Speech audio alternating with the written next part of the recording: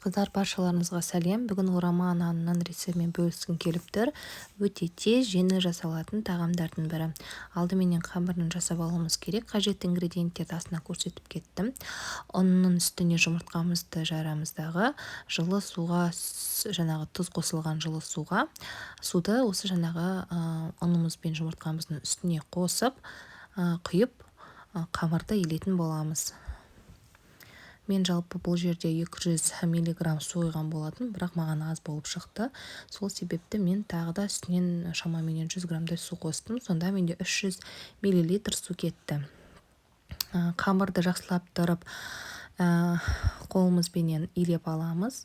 Содан кейін иіні қанғанша сыртына жаңағы мешочек кигізіп қоюға болады. Оны холодильникке қойып қоямыз 1 жарты сағатқа. Кішкене иіні қанып тұрсын. Енді салмасын дайындаймыз. Ол үшін мен сиыр етін тартып, яғни тартылған етті қолдандым. Оның үстіне 2 картопты осылайынан төпішті етіп турайсыздар. Бұл жерде қыздар айта кететін тағы бір жайт.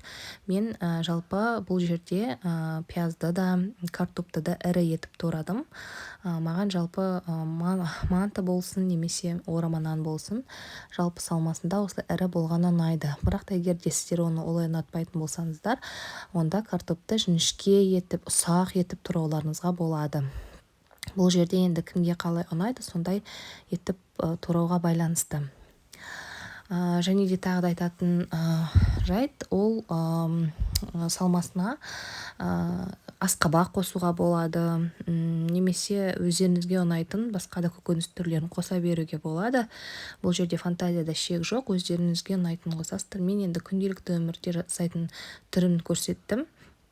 Бұл өте жеңіл дайындалады, шыны керек, себебі манты жасап уақытты кетірмей, осылайынан орама нанды жасауларыңызға болады. Бірақ енді дәмі несі барлығы аумайды, манты секілді ғой, шыны керек. Өте дәмді, өте жұмсақ болып шығады. Сондықтан да балалары бар, осындай тез кешкі ас ойластыру керек болған жағдайда өте керемет, сондай таптырмайтын идея деп мен өзім қабылдаймын, өзім ойлаймын. Сол себепті міндетті түрде жасап көріңіздер. Өте дәмді, өте керемет болып шығады. Мен шыны керек жиі пісіріп тұруға тырысам. Себебі дайындалуы жағынан да, дәмі жағынан да өте тез дайындалады. Мен тіпті пиязды да ірі қылып тураймын, маған сол ірі болып туралған түрі ұнайды. Және мен азғантай мөлшерде орам жапырақ қостым. Енді өздеріңіздің қалауларыңыз бойынша, жалпы маған тамақта орам жапырақтың дәмі ұнайды. Сол себепті мен көп мөлшерде емес, бірақ азғантай мөлшерде қостым. Сондықтан да осылайынан жасап көріңіздер. Өте керемет болып шығады. Біздің шын айтса өте жақсы көретін тағамдарымыздың бір түрін осы орама нан дайындалуы өте тез. Енді осының барлық көкөністерімізді турап болғаннан кейін, енді тұзымызды саламыз, бұрышымызды саламыз. Тұзды бұрышты қыздар көбінесе мен көз мөлшерменен салам, сондықтан да өздеріңіз қарап саласыздар. Азғандай мөлшерде сұйық май құйдым, және де сочный болып пісу үшін азғантай мөлшерде су құйып жіберіңіздер. Сонда жаңағы салмаларыңыз сондай сочный болып, күшті болып шығады. Кейін бағанағы біздің илеген нанымызды осылайынан 4 бөлікке бөлеміз. Мен иіні қанып күшті болып шықты. Жаңағы салмасы дайын менде. Енді жаямыз. Бұл осылай дөңгелек етіп жаясыздар.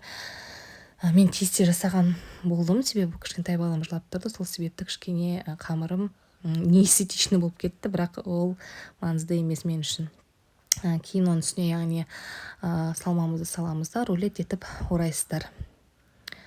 Рулет етіп орайсыздардағы мантаваркаларыңызға саласыздар. Мантаварканы міндетті түрде майлайсыздар.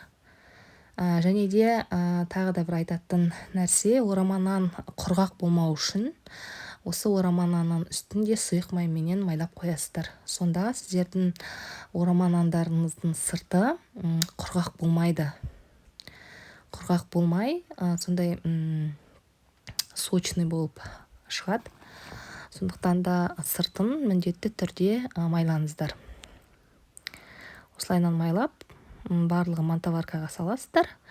Және де қайнап тұрған суға, мантаварканың, яғни несін, кастрөлін су құйып, қайнатып, шамаменен 45-50 минуттай пісіріп аласыздар. Астарыңыз дәмді болсын.